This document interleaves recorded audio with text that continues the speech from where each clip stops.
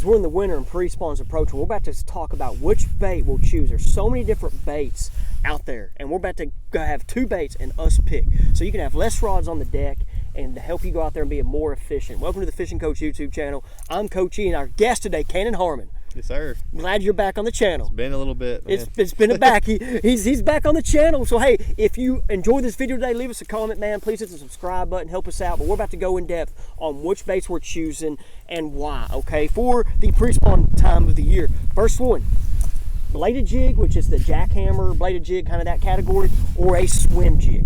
Cannon, out of a bladed jig or swim jig, which one would you pick? So this is a hard decision because, man, swim jig's so versatile, but I'm probably going to go with the chatterbait, the pre-spawn. There's so many different ways you can fish it. You can fish it in grass, around rock. We've caught them on run-in on it. You know, early in the year, pre-spawn, run-ins are really good.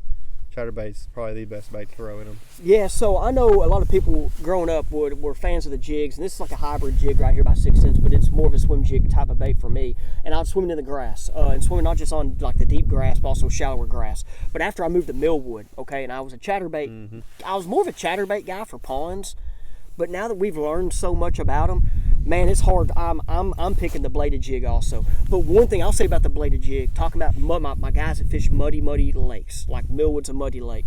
When you get days that's sunny, okay, and it don't even got to be a warm sun, it could just be sunny, them fish will pull out of them little ditches and get on them flats, and that's where the jackhammer for me would prevail. Now I know we're here like at Lake Hamilton, Washita to Gray here in Hot Springs. This thing will still catch them, but I'm picking the bladed jig as well. Lipless crankbait or a flat-sided crankbait. Guys, I'm gonna go ahead and start this one off. So I've had success with both of these lures into the pre-spawn period, the winter and the pre-spawn. For me though, I have to go with a lipless style crankbait. Seemed like for me, my experience, I caught more fish in the December, January period with a flat side. Now, leave me a comment. Say, Jimmy, you're wrong. I catch more fish with this than this guy.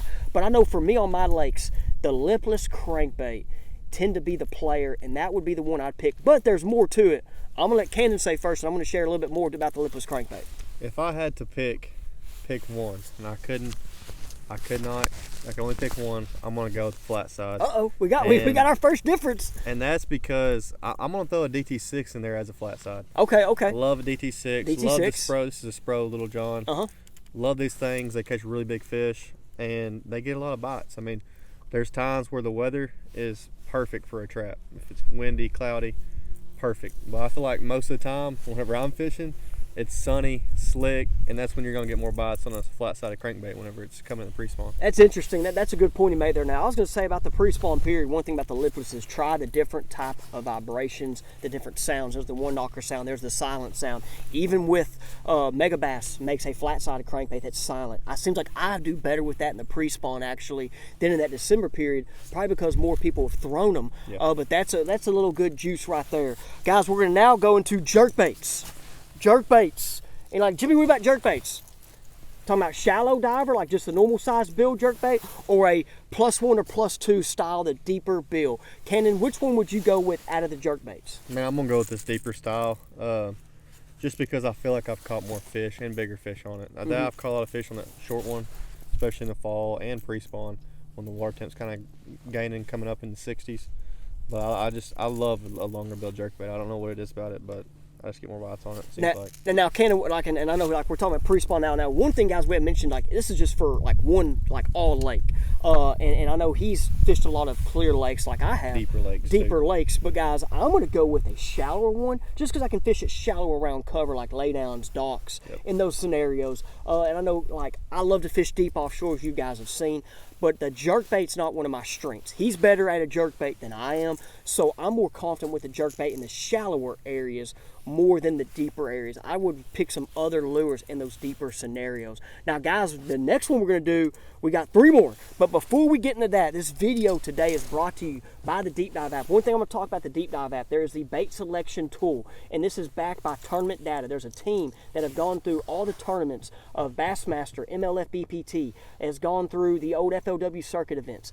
This tool does, and there's so many other cool tools with the app, but you're going to put in your conditions, your day, and pick your lake, and it's going to give you the top baits that will work for that lake from the data. Now, there's a bunch of different baits it's going to give you, and it's going to give you the areas, talk about retrieves, talk about what to look for in your cover. And guys, let's say you're not as comfortable with a jerkbait, and the jerkbait's one of the baits. It will kind of help you pinpoint the areas, go over the retrieve. And I know for me at times, as we're going to talk about here soon, might be a certain type of bait like a finesse swim bait. I don't like finesse swim baits, so if I go click finesse swim baits, it'll kind of go through the whole process.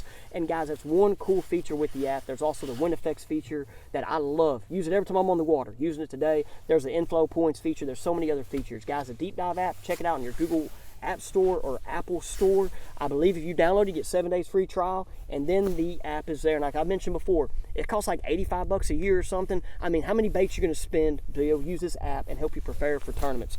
Now, Cannon. Glide bait or flutter spoon? Now we're talking pre-spawn though. Pre-spawn, glide bait or flutter spoon? We're going to big baits now. Glide bait or flutter spoon? Which one? He's the man with the flutter spoon. I don't have that much confidence in the pre-spawn. I'm going to go with the glide bait. I've caught a lot of big fish on it, and it's just the draw power of it. I mean, I know the flutter spoon, it's got draw power too, but you can throw this thing around grass, float it above it, lay downs, anything. Pre-spawn, a lot of fish are getting on cover, and I like to throw a big bait just to draw them out of it. Yeah. Really. Now, as you said, I'm the flutter spoon guy. Guys, I love this thing, but since we determined pre-spawn, I'm not going to throw this in the pre-spawn. Now, post-spawn, 100% this is getting thrown. This is getting thrown 330 days of the year. The pre-spawn period, I can still throw in the pre-spawn, but I'm going to pick the glide bait. Now, this is the Spro, but the glide bait I'm going to pick, which I left in my truck, I meant to bring it out, is the Bent Bill's little bender. It's a smaller glide bait that sits perfect for our lakes. And ever since I've got this glide bait, I've had more bites with it. I've caught more 2-pound fish on it than this guy. Now, this guy catches 2-pound fish, and if you watched glide bait fishermen like Milliken, all these guys that have thrown it, he's thrown it before it was cool. They catch small fish, but that little guy catches more fish than these dudes were for mine. So that's going to be down there in the link. But if pre-spawn period, I'm throwing it. But I'm going to fish it around grass. Yeah. Which is the kind of the sleeper. Yep. I mean, people say you don't just catch fish on it. You draw fish out of it. Then you're like, okay, they're in there. You know, go back out with a different bait. You go back out. That's the we're on Lake Hamilton right now, guys. That was happening here back on the Cup. That 2000 was a Cup. Back there's one Cup. Matt Steffen told me he was doing that here like 2015-16, throwing the glide baits at docks, pulling them out, and then coming back with a wacky rig and fishing them. Which is, you know, you hear this now or 2 years ago, like, oh, that's juice. No, that was happening way back. The next one, guys, won't have them out. Texas rig or a jig? I'm gonna go personally with a jig. Jig. I think the jig's got more bigger fish power to it, and you're not gonna get necessarily as many bites on it, but I just have more confidence in a jig than I do Texas rig. I used to have more confidence on Texas rig, but if I'm gonna flip, if I'm gonna go throw it in brush, whatever kind of structure I'm fishing, I'm going with the jig. Going with the jig. So since we picked pre-spawn, this is what's tough. If we pick summer, I would be more torn. But pre-spawn, and I know guys that live by the Texas rig, but I'm going to have to go with the jig as well. Yeah. And then we didn't say what jig. We probably should have said what type of jig. But I'm all about the jig too in the pre-spawn year. You're going to get your big bites. It can mimic a crawfish or a bluegill, brim, which our lakes have a lot of brim panfish in it. That Texas rig can too. But now if we said like shallow, muddy lakes, I'd probably pick a Texas rig. Yeah. But since in this scenario we're picking, I'm going to go with the jig. Now, last one. Okay, last one, guys. Here we go. Juice if you're still following along. All right, guys, last one. If you hang around here, you're about to see it. Normal size minnow or big minnow?